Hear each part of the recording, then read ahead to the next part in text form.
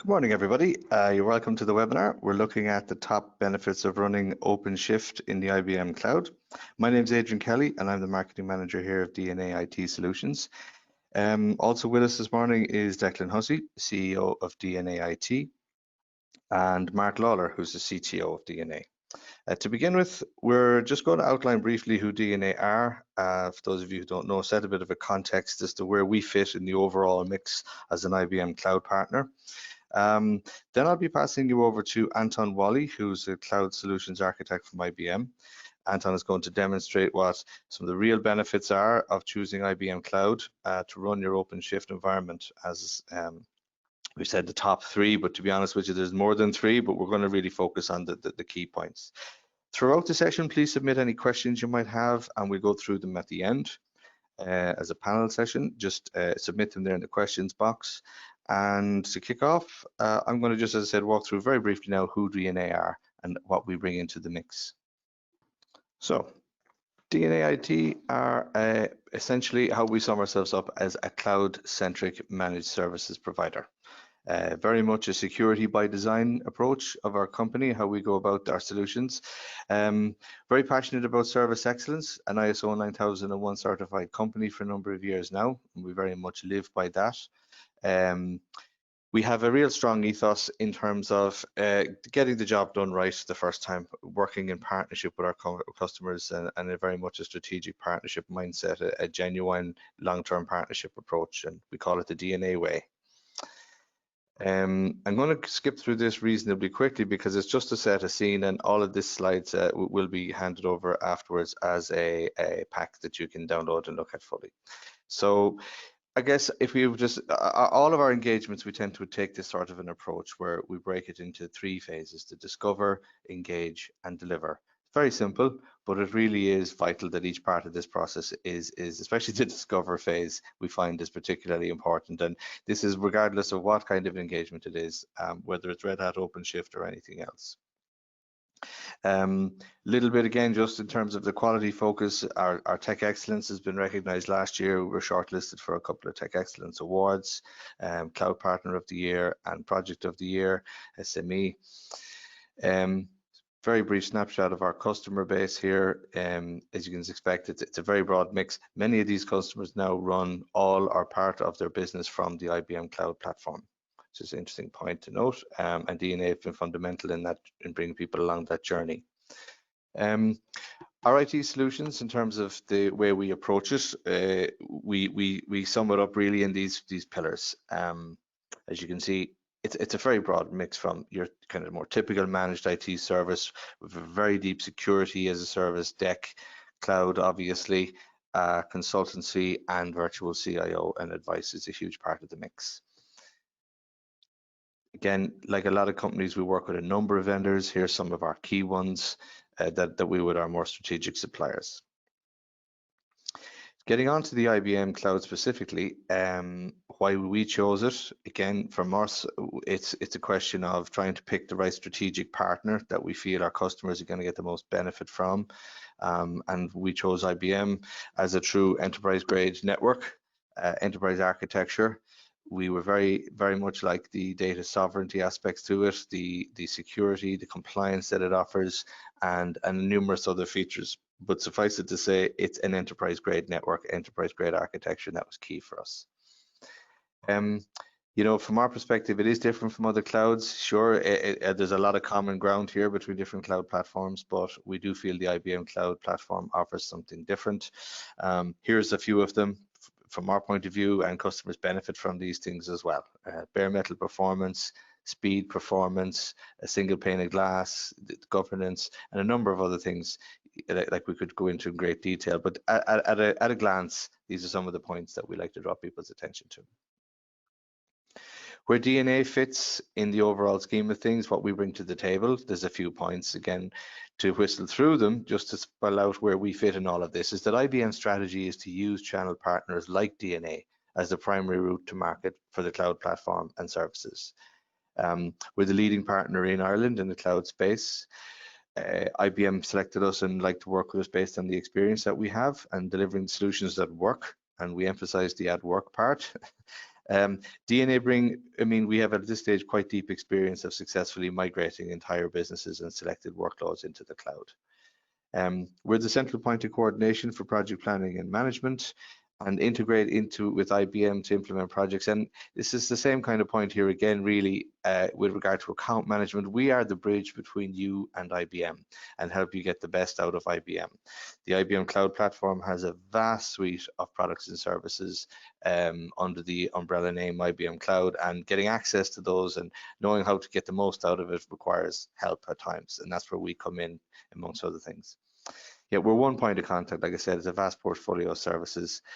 We're a managed services company, and our whole model is long-term engagement with customers strategically, to be your long-term partner, to share risk and be with you shoulder to shoulder if things go wrong. It's not a project and walk away type mentality. We're expecting to be with you for the long haul. And quality control and how we go about doing things is key. Like I said, we have a very wide network of partners and highly skilled contractors, and together with IBM, there's very little type of project we couldn't deliver. We've an awful lot of skills to bring to the table. So getting specifically to the Red Hat Openshift on the cloud piece, what we bring to the table here, the 6 points we like to sum up, again, just to leave it with you at 6 points, and that's security by design is key for us, and that's all environments designed with security, access and change controls, well thought out and implemented from the start. The whole aspect of architecture solution design, we've been testing, migrating, deploying all kinds of applications in the cloud for years. We've a lot of experience and know an awful lot of the gotchas. Project management, as I've touched on earlier, that's hugely important here. Years of application migration projects experience under the belt. We can really help here. The financial planning side of it is also very important, because again, with the way the IBM Cloud works, it enables us to put together budgets that are accurate and meaningful.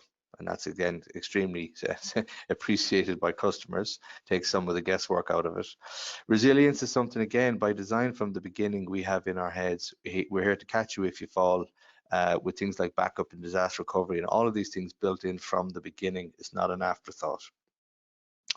And again, the skill shortages, you probably have a very skillful team of people in-house, but if you lose resources and all of a sudden you're faced with a skills shortage, it can derail projects, and we're here to help that you're not exposed to that. So they're really the key points to it. With an OpenShift, what customers have said to us is that what's attractive is someone to manage the environment around them so that they can get on with the project they want to do. There's a case study video here I'd encourage you to look at later on, Blue Insurance, and that's really sums it up. I guess for us, it's about, as I've said on this chart here, it's about a journey, looking at where you are, where you're trying to get to, what are your needs tomorrow, and planning and working with you how to achieve that. So it doesn't really matter, it's the same approach whether it's an OpenShift context or whether it's something else. But either way, that's the DNA approach, that's where we fit in all of this. So I'm going to hand you over now to Antony Walley from IBM, and Anton is going to go into some detail about the OpenShift platform and how it works within the IBM Cloud environment. Okay, so as Adrian mentioned there, Antony Walley, I am a cloud architect covering UKI, but based in Dublin. So I spend a lot of time working with Adrian, Declan and the team, and Mark, putting together solutions for our customers. And what I just want to spend some time today is, if I just drop into the sort of the agenda for the next, just up and running here. Yeah, so this is the running order of what we're going to look at now. So just for folks in the audience that may not have heard of IBM Cloud or may not know sort of what's under the covers of IBM Cloud, I'm just going to give an overview of not just the technology behind IBM Cloud, but how it differentiates against other cloud providers, be they public cloud providers or hybrid cloud providers. Just going to have a quick step through then some containers review.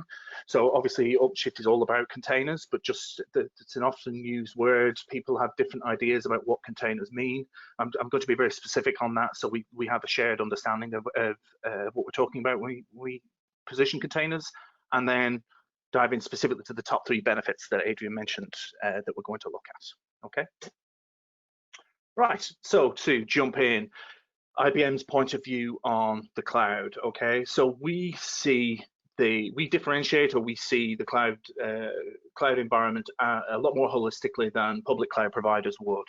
Okay, so we have these 5 tenets that we view our cloud lens through. So cloud to us is hybrid. We, of all our customers, we only see about 20% in public cloud. Still a lot of our customers are running workload on-premise, but they are trying to migrate that workload from their on-prem environments, from their own data centers into a public cloud scenario. Okay, so the technology that we're talking about here in terms of containers is a key enabler for that, and OpenShift's a big enabler on top of that. Okay, we see multi-cloud.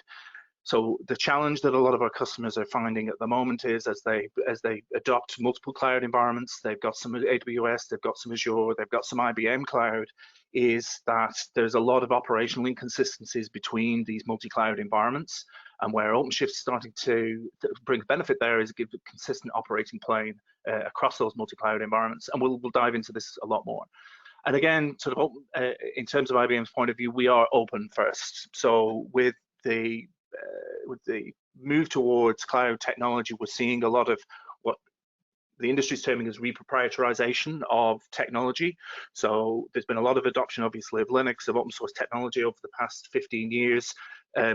Public cloud providers aren't necessarily seeing that as their key focus and are very late to the open story, whereas our enterprise customers have been consciously migrating towards open technology from proprietary stacks over the last 15 years. So we see that by default, public cloud isn't necessarily open, and we see that shortfall in what our customers expect, and we're filling that shortfall. Okay, and as Adrian mentioned, they're secure. We service the top 100 companies in the world across all industries. We have to be secure. With the longest IBM, the longest computing provider, longest serving computing provider on the planet. This is just table stakes, but it's very, very important table stakes. And management as well. So I think where we differentiate, IBM differentiate across different other providers is we have a management capability in-house. So we provide managed service. We work with a partner ecosystem that provides managed service as well. And it's a key part of our business. So in terms of our cloud capabilities, we drink our own champagne, and we have to provide serviceability of our platform as a key tenet. And that's really the 5 pieces that span how we differentiate in the market across those 5 points. Okay. So specifically then, sort of what is IBM Cloud? We see it as the ability to deploy a vast selection of compute options across the stack. Okay, so Adrian mentioned there, we offer from a public cloud perspective, we offer bare metal. We've been offering bare metal for a number of years. A lot of our competitors have only just brought that into the market over the past year, whereas we've had it for about 4 or 5 years now. We've had quite large workloads running on that. We've got virtual server infrastructure, which is standard and sort of almost legacy now when we talk about cloud infrastructure. And then we get to the capabilities that we've been building out over the past 3 to 4 years, which is in terms of containers, platform as a service, and serverless. And really, the line at the top there is around: do you want performance control tending towards development speed? And you can have a blend of these technologies. You don't have to go all serverless, or you don't have to go all bare metal. IBM Cloud allows you to merge these technologies through partners like DNA where that makes sense. And in terms then of actual global footprint, as you can see here, we've got 60 locations around the planet. We cover most geographies, and we have a solution. We have a presence in an area that can fulfill most requirements.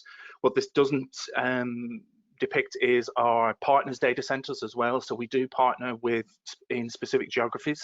So we have the capability to broaden this footprint to a lot more substantial than that. But in terms of IBM controlled data centers and IBM owned data centers, we feel we've got an excellent presence there. Again, all these data centers are with bare metal infrastructure, so you really can partition your workload exactly as you need it. So that's sort of the IBM Cloud and the capabilities we have and our global footprint, but I just want to spend a few minutes now just running through containers. So what are containers and what are the benefits of containers before we push into the sort of the specifics of OpenShift, okay? So containers fundamentally are a standard way of packaging an application. It's, as a technology, it's been around since the 80s. Since 1982 was the first container type technology that was deployed into a Unix system. It was in BSDs. It was productionized during the noughties by Sun, with zones and with FreeBSD with jails as well. But as a technology, it's lived for that long, but really what's accelerated the adoption of container technology isn't so much the ability to isolate workload at the operating system level. What's really differentiated containers from previous iterations of it is the ability to package and deploy that alongside configuration from the developer's desktop all the way into production. It really is tar for the next century. Is definitely how you should look and think about containers. It's a packaging and delivery system that's completely changed the way that software is delivered.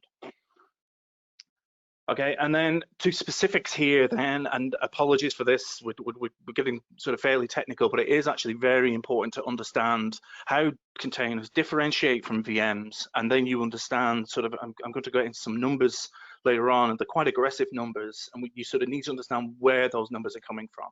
And this slide fundamentally captures that. Okay, so when we talk about legacy VMware or VM-based estates, you can, which is what we're depicting on the left-hand side here, you see that for each VM, you typically have a bare metal server, let's say, or a virtual server. You put a host operating system on that. You have a hypervisor that sits on top of that, and then within that hypervisor, you deploy guest operating systems, which each individually have to be configured, and then you put your application into that guest VM, okay? And then, so as you can see here, the cost of ownership of a VM-based model, when you have distributed system architectures like microservices, quickly becomes very, very expensive. And we're seeing that when we're seeing people who started their journey to cloud, and they're realizing that the adoption of cloud is actually becoming quite expensive. And the reason it's becoming expensive is because they're taking their legacy software development lifecycle and deployment models and trying to apply it to cloud. Whereas on the right-hand side, the benefit of containers is the fact that you have a single host OS. So this is the only thing from a patch management perspective that you have to look after. So you can see the ratio here. You've got one host OS against one host OS and 5 guest OSs here. So even this very simplified model, you've got a 6-to-1 ratio here in terms of management and total cost of ownership. And then between that, the nature of containers allows you to do composite application creation and deployment. So you can package binaries and libraries specific to an application and manage that as a single item to the deployment of the application. Whereas here, your bins and libraries, your binaries and libraries that support an application are deployed separately and managed separately for each application. So again, you've got a matrix spread of responsibilities that you don't have to think about anymore when you go for a container model. And this turns out to be almost an order of magnitude difference when in terms of management, and that's why certainly IBM are excited about this, and this is why the industry is really excited about it. So this obviously has ripple effects, and I'll sort of go to talk about these ripple effects through this presentation. Okay, so just resume my slideshow here. Okay, so then containers. So obviously we sort of talk specifically about the technology that we use to create and package containers there, and some of the benefits there. But in terms of what deals with pushing specific images to specific environments, there's technology that you require behind that, and that technology is turning out to be Kubernetes. So there's been different management planes prior to Kubernetes that were trying to look after the orchestration environments, if you want to call it that, for containers. You see them here in terms of Docker Swarm, some Cloud Foundry, Mesos, and in fact, OpenStack, I think, from Red Hat also had some of that capability in there.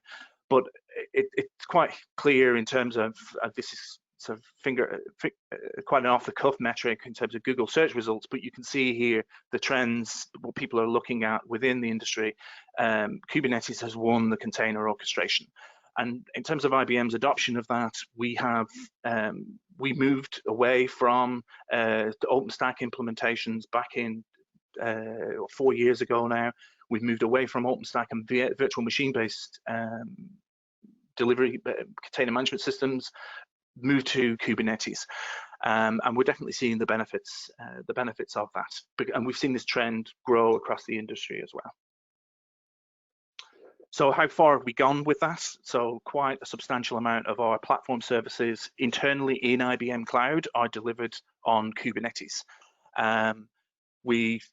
From conversations we've had around the industry, we think we have the largest Kubernetes deployments on the planet. Google don't release their numbers. They would compete with us in that space, obviously, but we have over 20,000 production grade Kubernetes deployments. So we've got a lot of experience of running it. We're seeing the benefits of running container level virtualization across our environments. And this is just some of the products that we deploy into Kubernetes on IBM Cloud. So just to be clear, IBM are all in on Kubernetes and containers, operating system level virtualization. So then that's sort of the background on containers, what we think about how we manage containers in terms of Kubernetes. And then obviously last year, July 9th last year, we had the acquisition of Red Hat. A lot of folks are sort of interested in sort of what is the relationship between IBM and Red Hat. And this slide really does lay that out. So the way that we operate with Red Hat, obviously we spend a lot of time with our customers going together, having conversations, but from a technology point of view, we see Red Hat as the foundation layer of providing our foundation and our abstraction across multiple cloud targets. So the way IBM see Red Hat is it acts as our interface to not only IBM public cloud, but to AWS, to Azure, to Google Cloud. It provides our abstraction into the edge network, to on-prem systems, private clouds. And we're seeing that's how we see Red Hat and how we utilize Red Hat, but we're also seeing sort of the market switch that way as well. So AWS 3 weeks ago announced that they were moving they were starting to support Openshift as a deployment target. Azure already supports Openshift as a deployment target. We can deploy Red Hat Provide Managed Service into Google Cloud. All our software stack is targeting edge and systems are also leveraging this approach. And the reason why this is working is because Red Hat is an open source technology company. So our competitors are very comfortable with choosing Red Hat because it's an open technology, it's agnostic to the likes of IBM, and they continue to invest in it. And we will continue to invest in that relationship as well, and ensure that we have a partner relationship with Red Hat ongoing. That's the sort of the background and sort of quite a almost long-winded introduction, but we sort of did need to cover that ground in order to understand what are the benefits of OpenShift and IBM Cloud. And I kind of touched on these topics already, but I'm just going to go into them into some detail now. So these are 3 benefits. We see an increase in contribution from DevOps, and I'll dive into what that means. We see shorter app development life cycles. This is quite a critical aspect as well. And then an expansion into new markets. And really, what we're talking about there is the benefits of the top 2 allow organizations to consider expansion into new markets. And we'll give some numbers and some perspective on that as well. Okay, so in terms of increased contributions from DevOps, we in IBM see the DevOps story as a wider, from a wider perspective than just developers and operations. Okay, so the benefits of a container platform give, as I mentioned previously, give you a standard, almost API for your infrastructure and for your business process flows across the organization. And so we're not only seeing acceleration or increased contribution from DevOps, but we're also seeing increased contribution from security. So you may have heard sort of the buzzwords around DevSecOps. So what I'm seeing in, and what the IBM is seeing in reality is that security are now able to supply code artifacts as part of the software development lifecycle. So they can apply policy as artifacts into the flow. So traditionally security would have been a paper-based or a virtual paper-based process external to the software development lifecycle. We're seeing security pulled into that world as well. We're seeing the platform engineers and developers, so people who would have traditionally looked after application servers within an organization are now, and would have done that external to the delivery teams, are now being pulled into the delivery lifecycle and providing value into the applications that are being built out for end customers of the organizations that deploy this technology. And that's fundamentally the shift that we're seeing when we talk about increased contribution from DevOps. It gives OpenShift and IBM Cloud and containers in general give our customers the ability to reshape their processes to things that work for them. And I think that's why partners like DNA IT with their ethos definitely see the benefits and realize the benefits of a platform like OpenShift, because it allows them to partner with customers and it allows the customers to move in a lot more agile manner as they deliver more technology. Okay, so then specifically, what does that map into and what do organizations like our DNA help you out with? So today we see VM-based workloads, we see multiple cloud environments based on VM technology, and we see definitely a technology generation gap. And really what we're talking about here is enabling a build once, deploy anywhere methodology and approach to developing and deploying software. We want a consistent operating environment across whatever target deployment location you have, be that on-prem or in a public cloud. That needs to be open and secure. And then we need to bridge the technology generation gap. So you need a technology that's going to enable a culture and an ecosystem within your organization where everybody feels involved and everybody can contribute to business outcomes. And fundamentally, that's what we see OpenShift and IBM Cloud providing. So in terms of specifics then, as I mentioned, we do have other cloud providers do have OpenShift on their cloud, but why would you want to come and get it from IBM Cloud? Okay, so we have financially backed SLA to 99.99. We have the largest Kubernetes footprint, and that means we can start to sort of back that with from a financial perspective and an SLA perspective.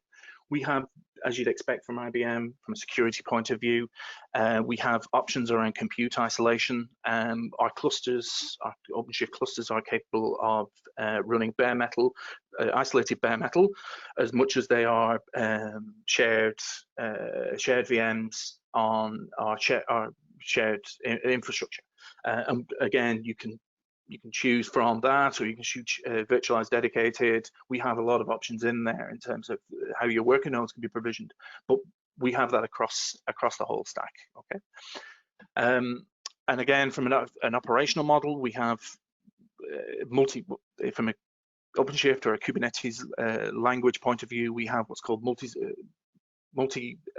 deployments or multi-zone clusters. So what does that mean?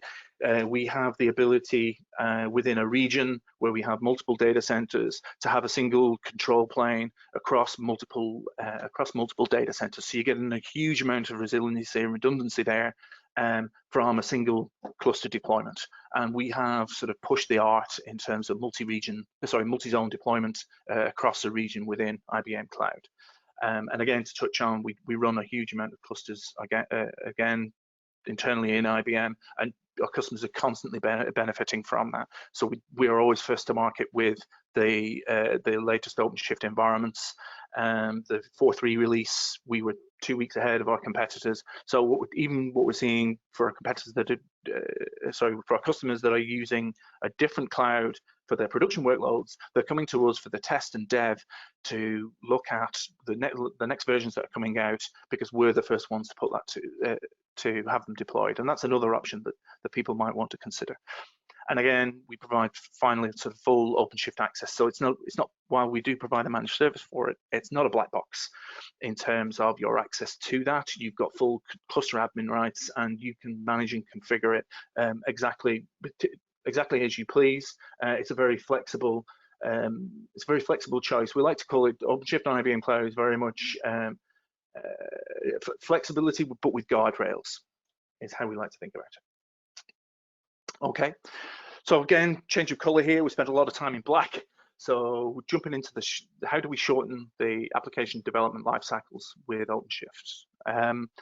And I think this is definitely one of the key aspects where OpenShift differentiates itself over a plain Kubernetes environment. And as I mentioned, IBM Cloud, we offer IBM Kubernetes service, and we offer OpenShift. So certain scenarios suit certain customers, but I think in general, we tend to move our customers towards an OpenShift environment, and it's really around ensuring that you get the developer acceleration that you would expect.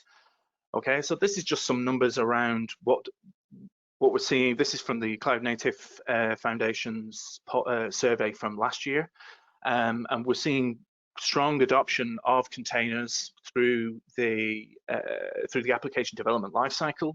So we're seeing an uptick in the amount of containers in development since 2016. You can see a rise from 72% to 90%, and in production, I think this is the most interesting piece. So from 2016 up to 2019, we've seen a shift of customers that are running containers in production has moved from 23% 4 years ago to 84% now. So containers are definitely growing in terms of adoption, and we're seeing on the right-hand side of this, we're seeing the amount of containers run in production environments is growing as well. So we're seeing an uptick of over 5,000 containers. Over almost 20% of folks in the CNCF are running over 55,000 containers in production. That's interesting. But from a development point of view, there's some challenges with this, and from just running plain Kubernetes services. And these points that are in here are the feedback that we're seeing within the survey. So while containers have given a lot of flexibility, there's some of the guardrails just aren't necessarily embedded into Kubernetes by default. They want the ability to dynamically scale containers. They want people who use Kubernetes want inbuilt monitoring and logging and service mesh. And really what we're talking about here is while the container orchestration's there by default, the operational aspects, the bits that DNA, the likes of DNA IT help you with in terms of, as I say, monitoring, logging, they aren't built in by default. And while they're available in OpenShift, you still need a partner to sort of help you with that, and that's what DNA IT are doing. But that's fundamentally the difference between sort of IKS or Kubernetes, plain Kubernetes, and the value that OpenShift brings you. It brings you monitoring, logging, gives you serverless workload, and that's enabled by default within the platform. And again, and this is sort of the key point, the final one here. It doesn't lock you in, so you can take Kubernetes, so you can take OpenShift on IBM Cloud, and you can run it there.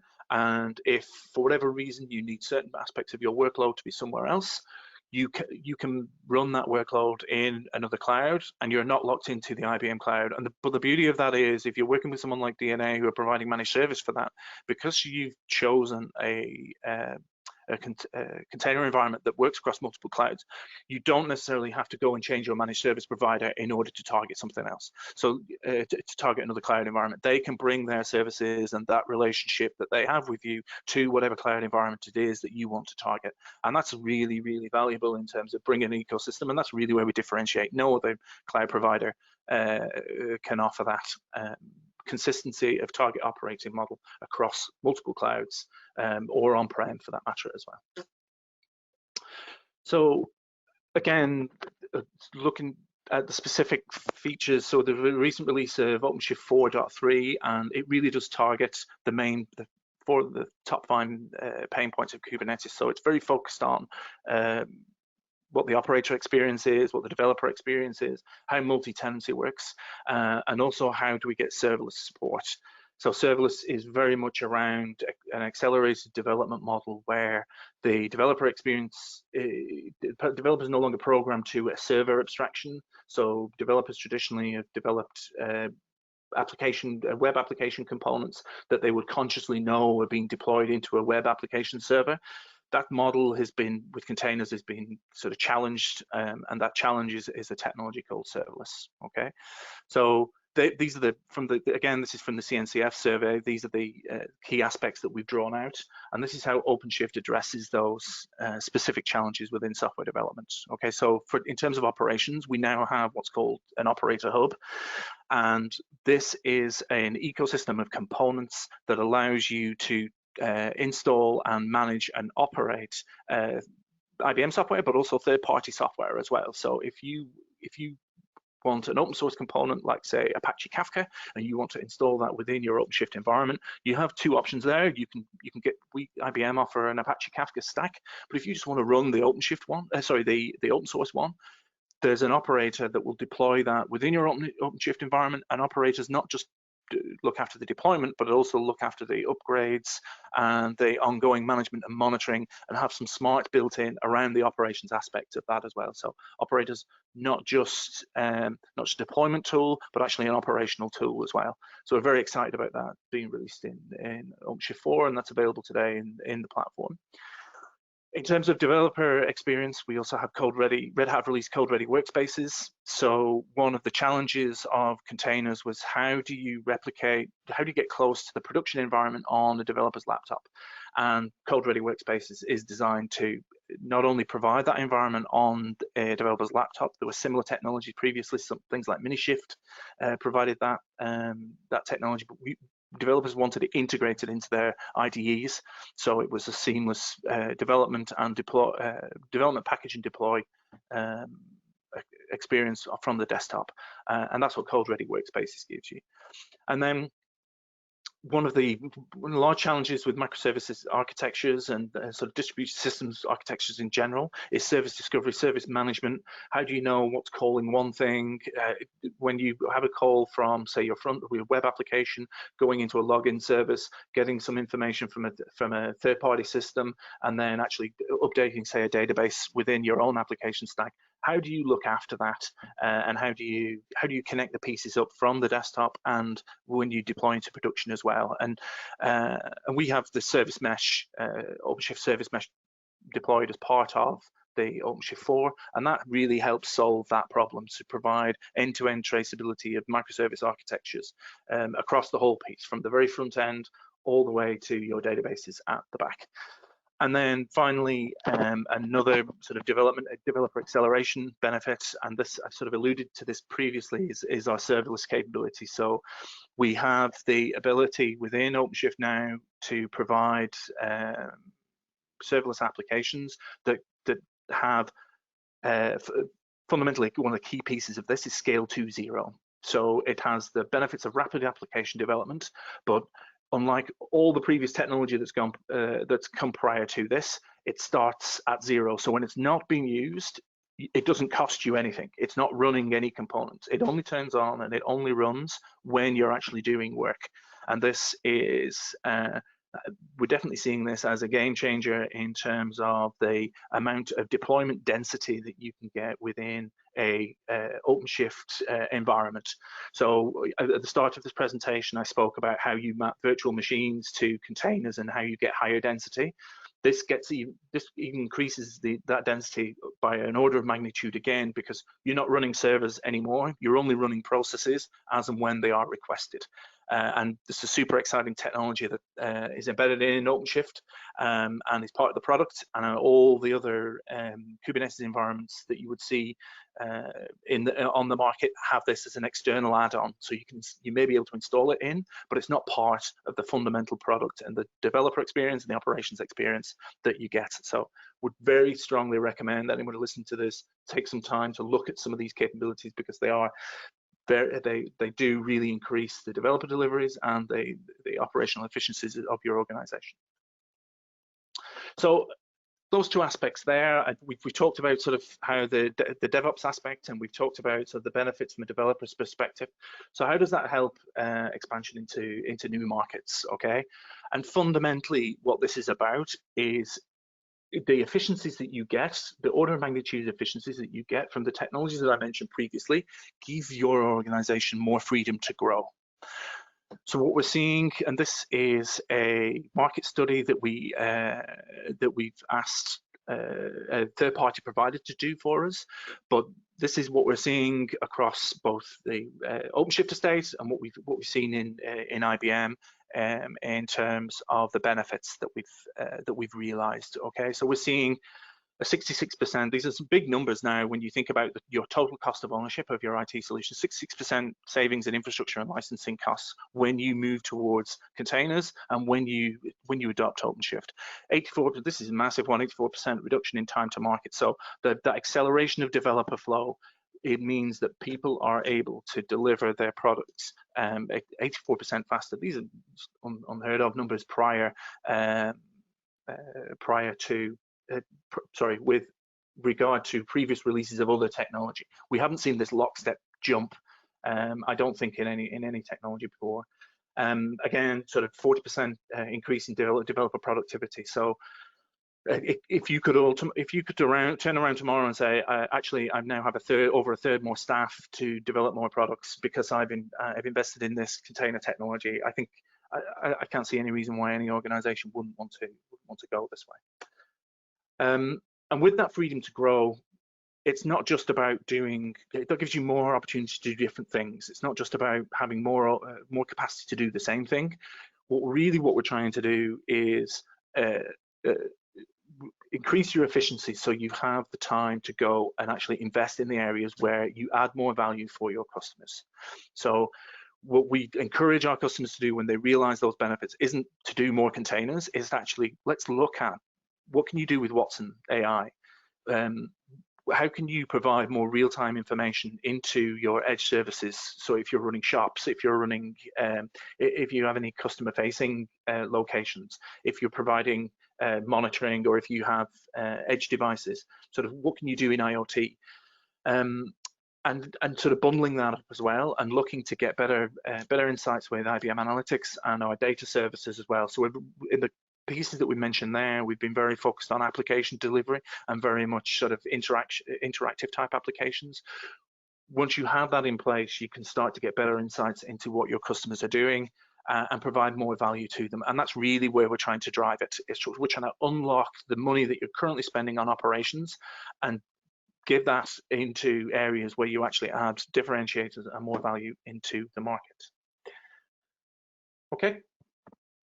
And then this is in purely as a summary slide. I'm not going to read through this, but there's the points that I've been iterating over there in terms of the as a service aspects that you get when you're doing OpenShift as a managed service on IBM Cloud, as opposed to doing it yourself, the resilience, the security, and it is a complete platform. So not only do we have OpenShift on IBM Cloud, but we offer a lot of support services around that in terms of identity management, in terms of persistent storage mechanisms, etc., etc. That means you can deliver a full solution in this containerized environment. Okay, and with that, I'll wrap up. I'm conscious 1:45 now. Adrian. Excellent. Thank you very much for that, Anton. That was great. Yeah, listen, we have a few minutes. We have a couple of questions just coming through here, just for the panel. Okay, there's a number of them. I'll start at the top for 1 second now. So somebody asks, we've heard about multi-cloud. Is this a thing? Who'd like to take that? I'll take it at a high level, guys. This is Declan here. Good morning. Thanks for joining us. So I think Anton covered it in some degree there, in truth. The reality is that multi-cloud actually is very much a thing. As the cloud has evolved over the last number of years, I think lots of different organizations and different IT teams and skills and so on, they're all using the cloud for their own specific features. And some of these leverage the clouds for their own tool sets and really to their own advantage. So I think what's now happening is, as we're evolving, there's a need to interoperate between the cloud vendors so that bring common standards and security and so on. So I think standardization is going to become a key driver in the whole multi-cloud. So in summary, yes, absolutely here and here to stay, I think. Okay, very good. We have another question, and 1 second now. It says, what are the common mistakes businesses make with how they approach cloud migrations? An opinion on that? I'll kick off there. So I have spent time with customers, and we've gone to helping customers that have made mistakes. Fundamentally, I think it is digital transformations and journeys to clouds have failed because they haven't mapped concrete outcomes with the activities that they're doing within organizations. So I've seen we'll move to AWS, or we'll move to IBM Cloud, or we'll move to Azure, and the mapping between the cost benefits hasn't been done within an organization. So I've seen a lot of people fail with pretty ill-conceived lift and shift models. Again, because there was just a notion that there was that moving to cloud would be cheaper, but the actual analysis of that wasn't done. And certainly DNA can help you with that. But what I would say is it's not being concrete about the outcomes that you expect is the number one failure. And the reason for that is because if you don't have concrete expectations set, you can't shift what you're doing in order to align those benefits. So if you don't say, listen, we need to be doing 20 deployments a day, or we need to be releasing software once a day, if you don't have something like that to target for, the business goes adrift and people end up just delivering or trying to deliver for the sake of delivery and not actually delivering to a viable outcome. I don't know. Yeah, I'd add to that, Anton, and exactly on that, to be honest. I mean, we see customers coming to us in two veins. So the successful customers that we've even worked with ourselves down through the years are the customers that, as you describe, we've taken the time to plan out what are the real measures here, or what are we really expecting to do? Why are we doing it? You know, so back to our own process, discover. You know, why are we doing this? You know, what happens if we don't do it? When do we need to do it? And so on and so on. And if you do that in a thought out way, there's a financial modeling piece that goes to it. So you have to understand your full total cost of ownership. There's a technical migration piece. So how do we do it? Who does it? And when do we do it? So really, the customers tend to fail are the ones who miss the fundamentals of considering the total landscape. And that, what does it result in? It results in projects taking a lot longer than they should. So wasted time, costing a lot more because we needed to ramp in more people into it. And ultimately, it's a revenue cost. So there is, and I don't think I wouldn't want to misrepresent it. It's not just a cloud migration. This is true of any technical project, but I mean it's particularly true in the whole digital transformation, because like a very simple outcome of digital transformation is one of your final slides there, Anton. It's all about efficiency and, you know, gaining all the efficiency and competitive advantages you can. So you don't want to be looking over your shoulder then because we miss some of the fundamentals. Okay, very good. Another question: what do you mean by security security by design? What does that mean, really? What do we really mean by that? Oh, that's the question. I'll jump in on that one. So when you're deploying a Kubernetes or a digital environment, because of the environment itself and the way it's set up, each container can be exposed externally to the external face, being a front-end container, or it can be actually internal faced. You then have to actually understand that if you're exposing containers to the world, the World Wide Web, you're going to have to worry about the traffic. So that's a first step of security. The second set of security is then actually the logging and alerting, access control. You'll have, if you're developing something with regard to payments, you have another element of security. And it goes on. The security side of things is quite complex.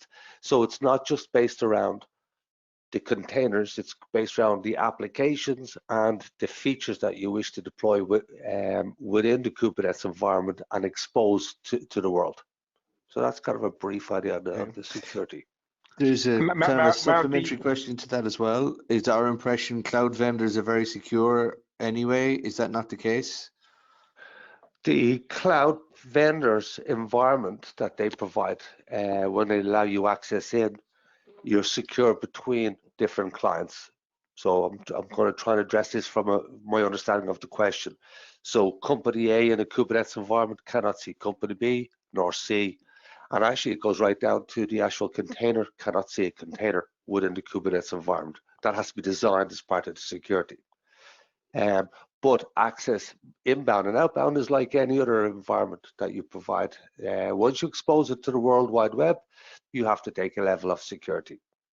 I'd add there, Mark, you really need to consider the breadth of technologies that you're leveraging to the cloud, because I think Anton had some notes there around some of the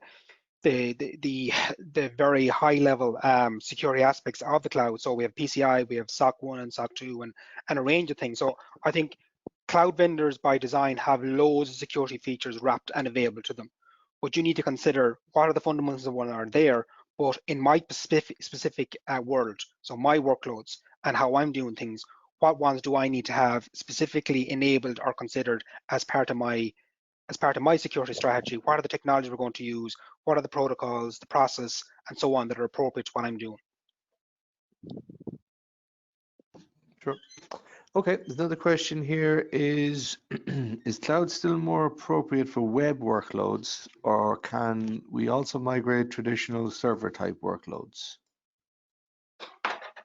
So I'll take a part of that, and the guys can add to anything they want. So I suppose from our perspective as an MSP, I mean, we actually started with our customers migration to what you might call the traditional workload. So your servers, your application database servers, your file servers, your RDS, and so on. So that's where we actually started migrating customers, either in whole or in part, actually, because it doesn't have to be an all or nothing depending on the customer's need. But that's where we actually started with customers.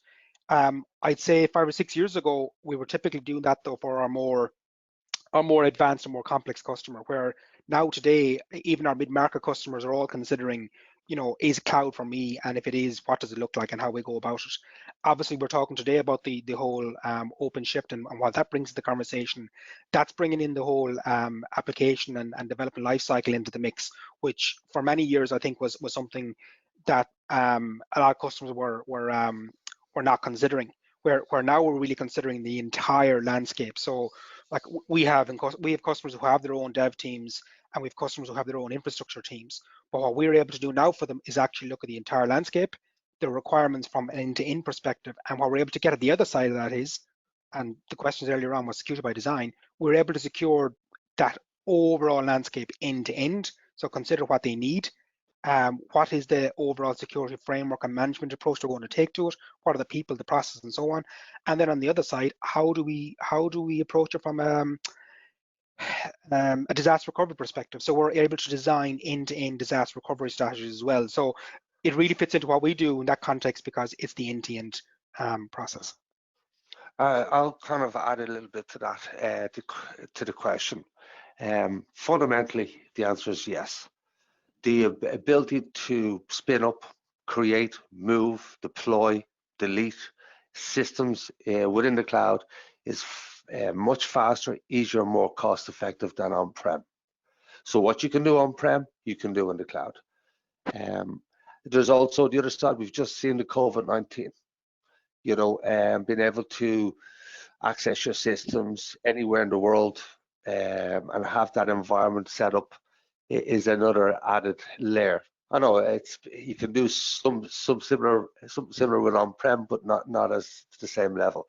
To be able to plug services into your environment in the IBM cloud or any cloud is a matter of click and point in some cases. That's an important piece, Mark, actually, and even if you look at our own customers, the customers that we had the least amount of work with to do, if I can maybe frame it that way, when the whole COVID piece kicked in, were the customers who were cloud-enabled businesses, because they've taken the time in the main to consider the remote working requirements, they're taking their security and all these other key things, where some of our more traditional customers, if you like, who have still on-premise workloads and data centers and so on, they had quite a bit of work in the main to do because they may not have had the remote working facilities that actually need in place, or to the degree that they need them at least. So we had quite a bit of work to do for customers in that vein. So. Okay. There's someone here asking, will using containers, will I lose performance compared to against a traditional VM? We're just conscious of time. Can we answer that one? Okay, so like it's I'm going to fundamentally no, okay? And the reason for that is the deployment options that you have with containers means that you don't have to run through the abstraction layers that you do with containers, okay? So if you remember the diagram I had, you had a host operating system, you had a hypervisor, you had a guest operating system, and then your application. VMs are fundamentally, virtual machines are fundamentally slower than containers because of the nature of the abstraction. Okay. So, so it says, do I use a hypervisor when deploying a build once VM? Or build once container, maybe. I'm not sure. Is that... Okay, so there's no hypervisor in the container. In a default container deployment, there's no hypervisor. You don't deal with the abstraction that containers work at aren't at the hypervisor layer. So you're looking, basically there are controls, there are a couple of libraries within the Linux kernel and within the Linux user space that provides the virtual machine environment, but like environment, but it isn't a virtual machine. It's not hardware, it's not disk CPU that's exposed to the virtual machine. It's a process isolation technique. Okay. And that's very, very important in terms of the value. Yeah. Excellent. Okay, we've one last question. If I use IBM OpenShift for my dev environment, how do I migrate into my production environment on another cloud? Is it a simple export of containers, or do I have to create detailed scripting? So we have, on top of OpenShift, there's an initial implementation of that as part of OpenShift 4, which is advanced multi-cloud, multi-cluster management, okay? And if somebody wants to leave their details, I'm more than happy to step through that with them, but it is very much a point and click type exercise. Once you have OpenShift, and you've got all your workload deployed in OpenShift, you can point it at another OpenShift environment and it will deploy there. If you want live hop swapping, you need to look at your global load balancers, et cetera, but I've worked with customers to do that. It's not a very onerous task, and the abstraction that it gives you is you can create redundancy between cloud providers that way. And there's a lot of folks in the banking sector, the European banking authorities have said that if banks are to use clouds, they have to have more than one cloud provider, and that's been sort of written into guidance. So we're talking to a lot of customers about that specific scenario as well. Yeah. Okay, very good. Okay, guys, that's an hour. I think we'll wrap at that. There's no more questions for the moment. Thank you all very much for your participation this morning. Thanks for everyone who attended. Hope you found it useful. If you want to get in touch with us to discuss any of this any deeper, dnait.ie is our website. You'll find all the contact details there to call us or chat or email, and we'll be happy to take it further. So in the meantime, thank you all very much, and we'll leave it at that. Have a nice day. Bye-bye.